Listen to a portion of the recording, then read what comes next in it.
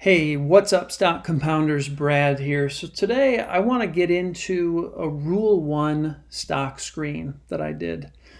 So I'm just reading Rule Number 1 by Phil Town. I'm about 14 years late to the party on that one. I think that was first published in 2006. But I'm really enjoying the book. And, I'm about halfway through. And of course, I've gotten through the big five in Rule 1.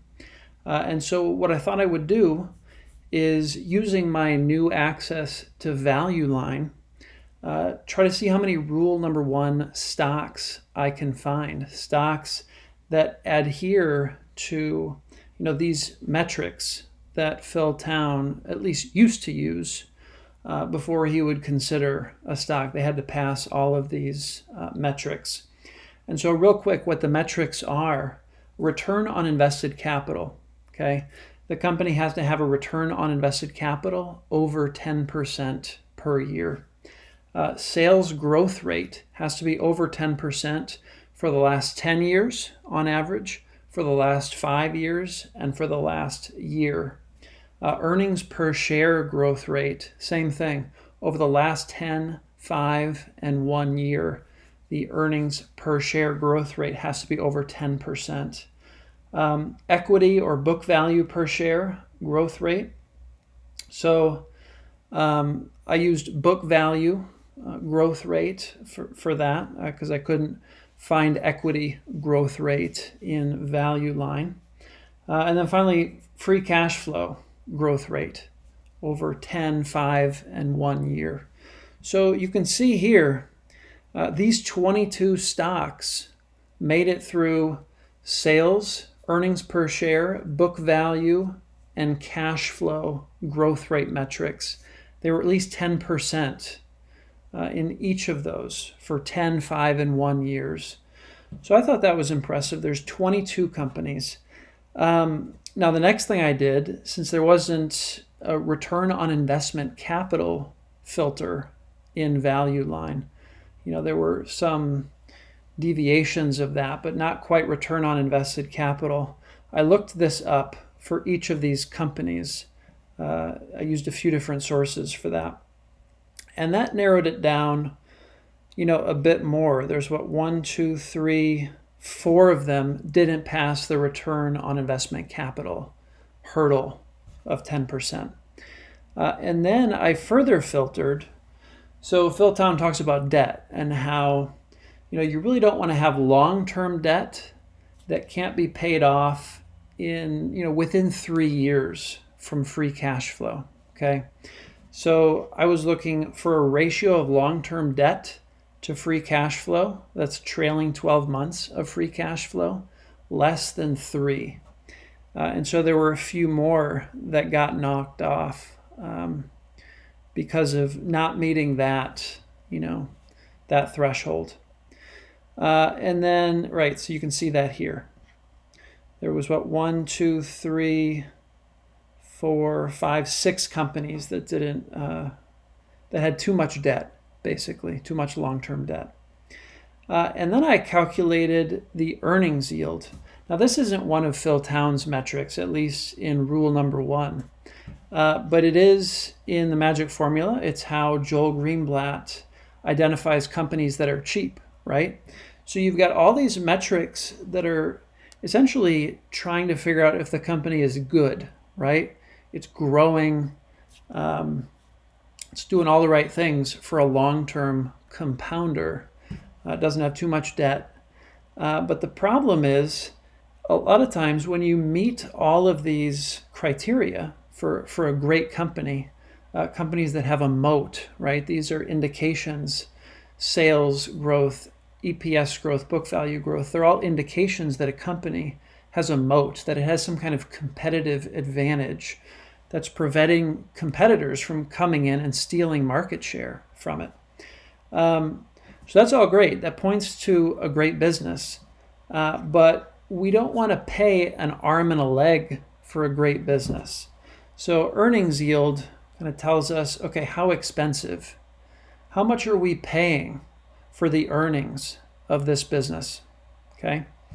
And you can see here a lot of these earnings yields are very low. Okay, anything under like 3 or 4%, it would be very difficult for me to have any interest in a company with an earnings yield below 4%. Ideally, I'm looking for more than 10%. And there actually was one company, Biogen, I'll scroll here a little bit, BIIB, that had an earnings yield over 10%, 12.77%. So that's really impressive that it meets all of these Rule 1 criteria and it has such a high earnings yield. So, I don't really play in the pharmaceutical space, biotech, but, if I did, I would be taking a deep dive on Biogen. There is not a Value Investors Club write-up for Biogen, so that's a bummer. There are 3 super investors who own Biogen. I believe Warren Buffett is one of them. It's a very small percentage of Berkshire Hathaway, but there are 3 super investors who own this, so that says something. What other earnings yields are interesting? We got this one here, IEHC. So IEHC is trading on the over-the-counter markets. It's a pink sheet stock.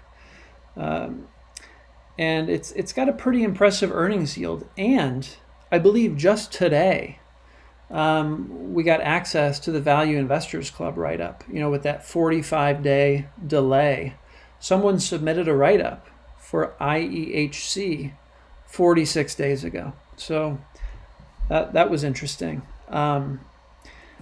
So, if you're interested, check out that write-up on Value Investors Club. It's hot off the press. This is a pretty compelling earnings yield.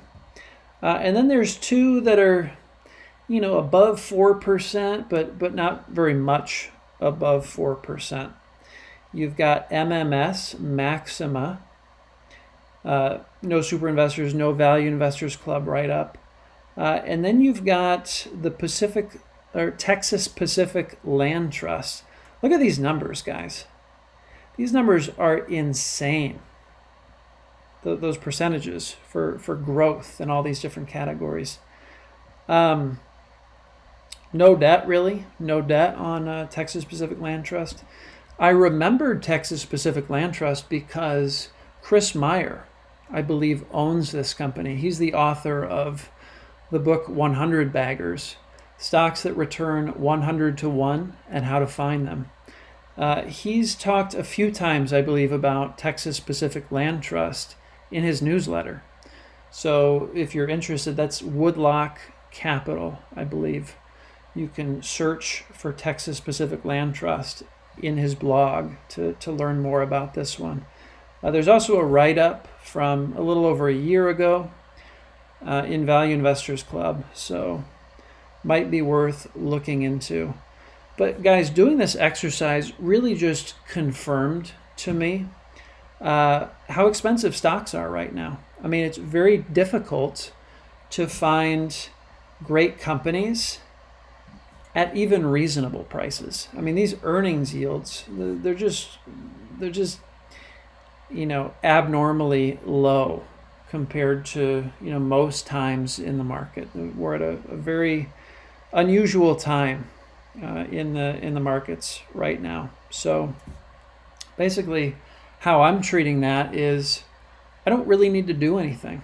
I can sit on cash until some of these earnings yields become more attractive, until there's more stocks that meet all of these criteria.